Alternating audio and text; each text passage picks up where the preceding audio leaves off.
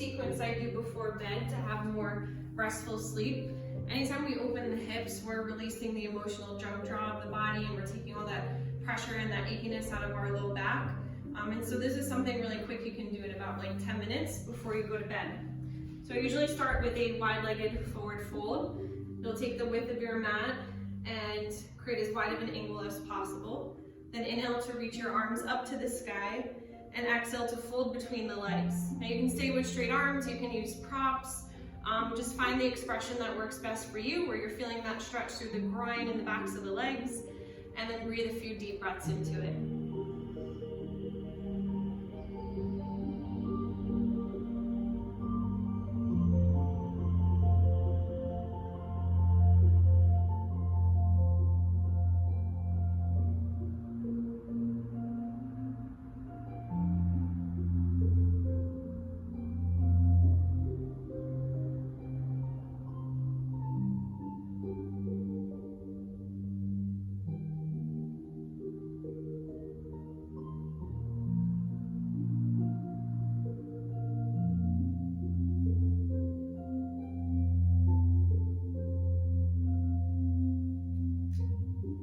One more breath.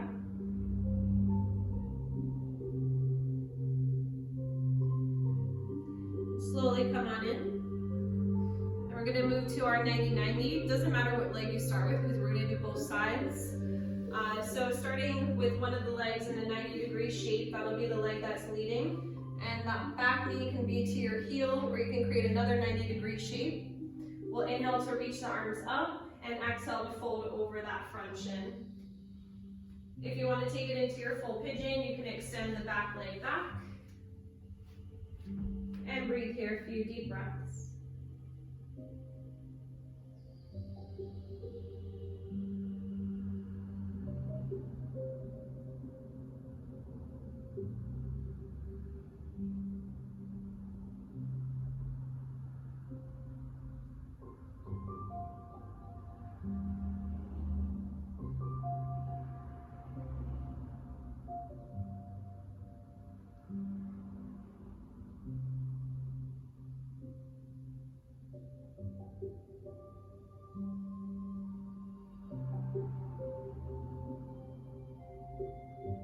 One more breath.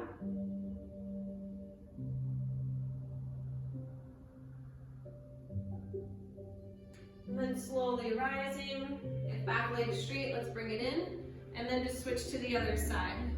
So again, we can come into our 90-90 with both legs 90 degrees, the back knee up towards your heel, or when you come into the pose, you can come into your full pigeon by extending the back leg straight back.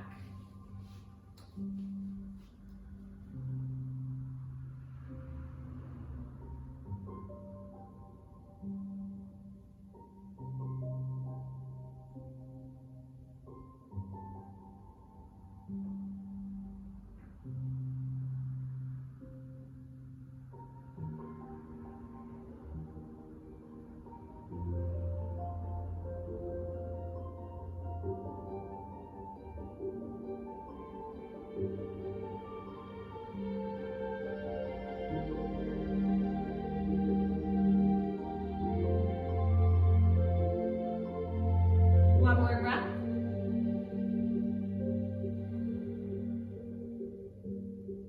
And as you come on up, you'll slide that back leg in if it's straight. And then we'll move into our lunge pose. So you can step whatever foot forward you'd like, just sending that back leg back so that you feel the stretch in the hip flexor. Breathing into the front of the left leg, whatever leg is back.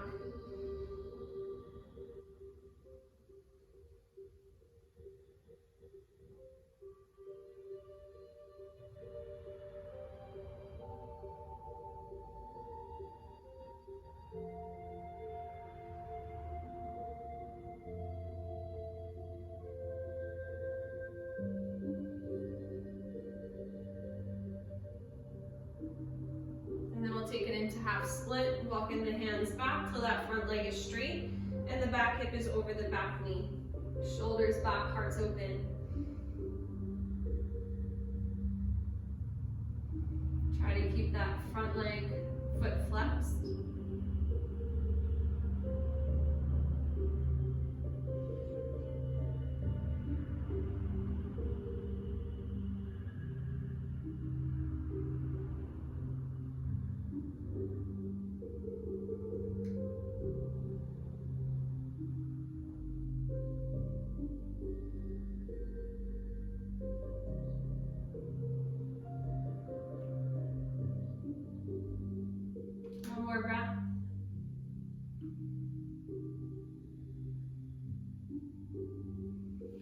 slide the leg in, turn the opposite way, and then extend that other leg forward. The back leg goes back to create a 45-degree angle from hip to knee. We stretch into the other hip flexor now.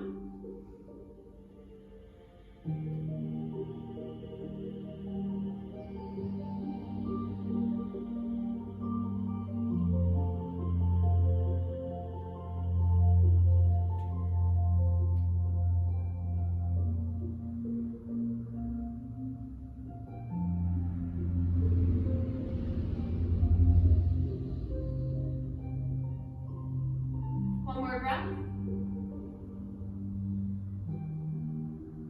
And then half split. Straighten the front leg, stack back hip over back knee. Flex the foot of the front leg and lead your heart to your toes.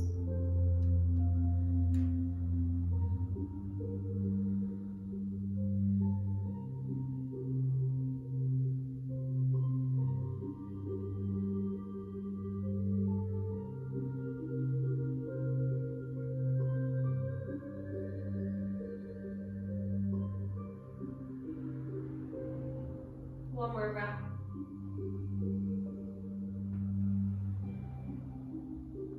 And then let's slide that foot in, take a quarter turn. Using the width of the mat, we'll extend one of our legs out so that it lines with our knee and the outer edge of the foot lines with the edge of the mat. You can stay here or maybe walk the hands forward, maybe drop to forearms or shift the hips back.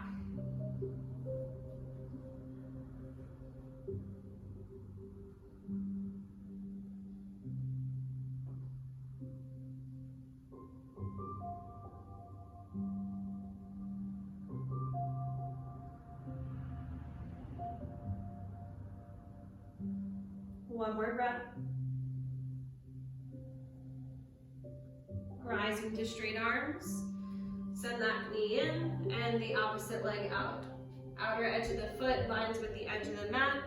Stay with straight arms. Walk your hands forward or drop to forearms, and you can also shift the hips back.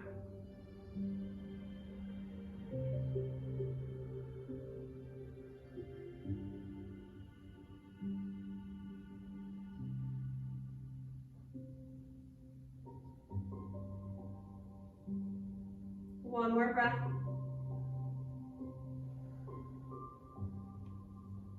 And then rising to straight arms if you're not there.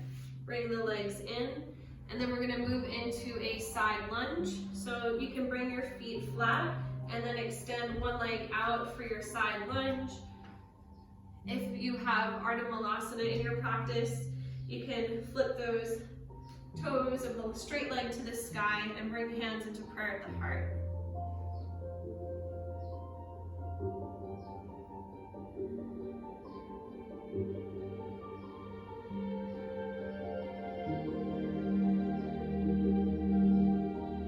One more breath. We'll switch sides, bring the hands down, walk it over to the opposite foot, and either stay here in your side lunge, or if you took your Ardha Malasana on the other side, do the same here.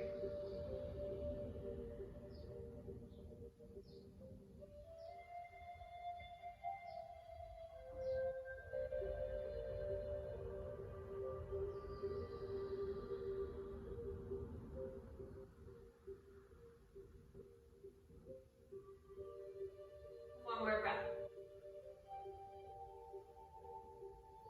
Bring your hands back down. Walk them to center and then heel toe your feet in so your heels are just outside the hips. Feel free to add some pillows or blocks underneath your seat as you move down into your Malasana, your full yogi squat.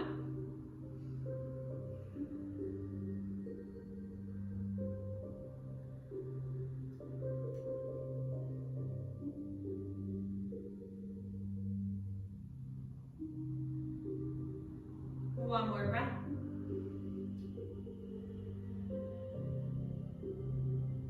And then the hands down, the seat lifts, and we'll separate the feet nice and wide. Think about like a 3.5 to 4 feet distance.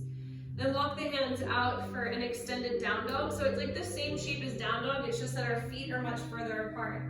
Let your head settle between your arms.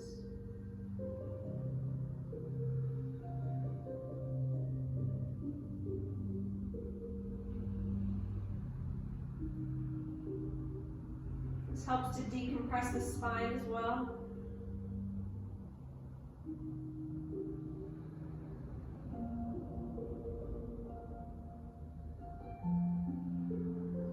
One more breath.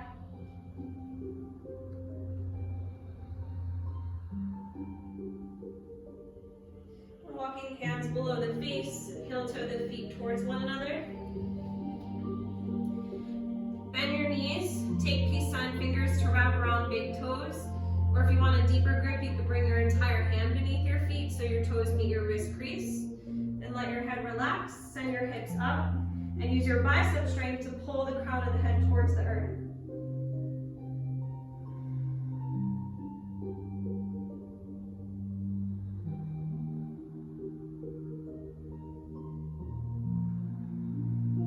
One more breath.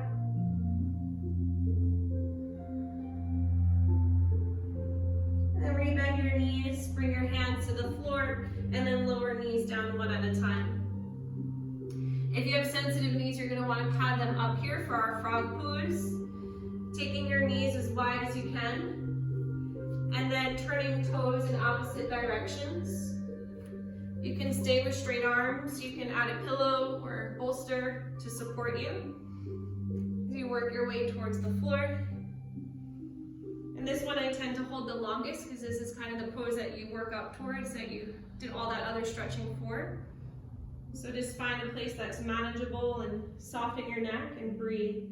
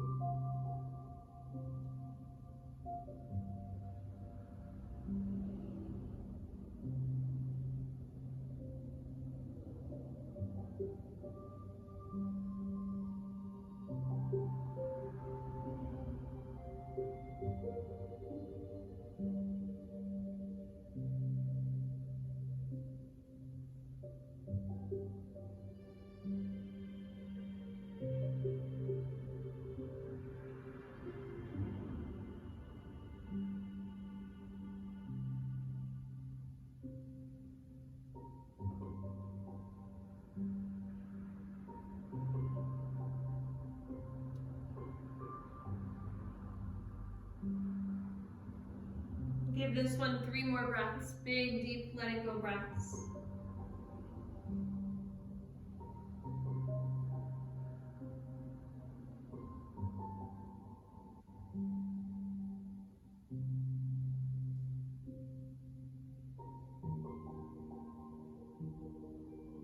And then begin to rise to straight arms, nice and slow. Turn the toes to the floor, press into the toes to bring knees together, feet together.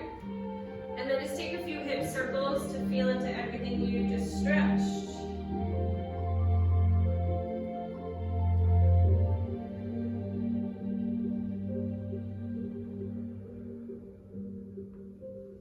Then we'll let our hips sway over towards the right and pause.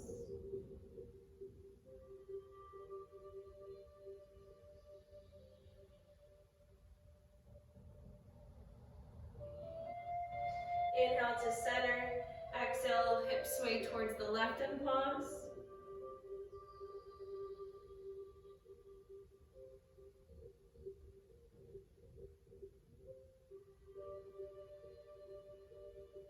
Inhale back to center, seat back to heels, just a couple breaths in child's pose.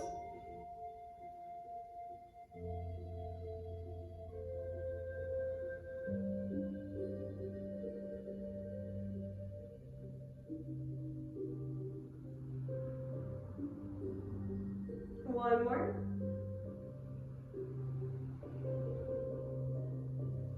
You can walk it in. And then you hop into bed and have a nice, deep, restful sleep.